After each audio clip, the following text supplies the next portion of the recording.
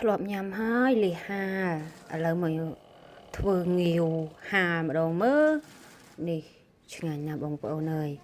ធ្វើដោយតែលីហាដែរទេងាវយើងស្រស់សិនណាកុំហាទាំងឆៅដូចលីស្រស់វាមកល្មមញ៉ាំទៅយកមកប្រឡាក់គ្រឿងហើយក៏យើងយកទៅហាទៅឆ្ងាញ់លែងនិយាយបងប្អូនអើយឆ្ងាញ់ណាស់1គីឡូមកប្រឡាក់គ្រឿងធ្វើដូចលីហាអញ្ចឹងបងប្អូនខ្ទឹមម្ទេសប៊ីចេងស្ករហើយនឹងអំបិលយើងយករសជាតិមកល្មមញ៉ាំទៅប្រឡាក់ហើយច្បល់វាឲ្យចូលជាតិទៅយើងដាក់ថាស5ថ្ងៃហាវាឲ្យឡើងស្ងួតគ្រឿងនឹងជាមួយនឹងងាវ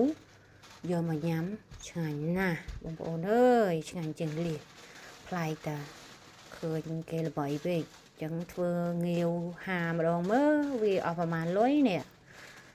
មកញ៉ាំទាំងអស់គ្នាបងប្អូនងាវហាអំបិលម្ទេសឆ្ងាញ់ណាស់មើលទៅនេះអូក៏មើលក៏ស្រក់ទឹកមាត់ដែរមើលបងប្អូនមើលអាចធ្វើញ៉ាំនៅផ្ទះបានបងប្អូនទិញតាងាវ1គីឡូមកញ៉ាំមកផ្ទះនេះស្ងួតនេះក្តៅគួយហាញ៉ាំហាថ្ងៃរត់ឆ្ងាញ់ទៀតនេះបាយកកអញ្ចេះតែជ្រក់ទៀតម៉ៃហើយឆ្ងាញ់ណាស់បងប្អូនធ្វើញ៉ាំនៅផ្ទះបានណាបងប្អូនបើមិនជឿសាកទៅមកបកញ៉ាំមើលបកញ៉ាំមួយបាយកកមើលផ្លាំភ្លុកថាសហ្នឹងឥឡូវហើយបើឆ្អិនពេកវាអត់សូវឆ្ងាញ់អញ្ចឹងយើងយកអារសជាតិនៅឈាមតិចទេបងប្អូនហើយនេះប៊ីអាគ្រឿងនេះគេមកបងប្អូន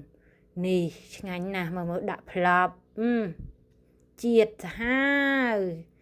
ឆ្ងាញ់ណាស់ជឿធ្វើញ៉ាំ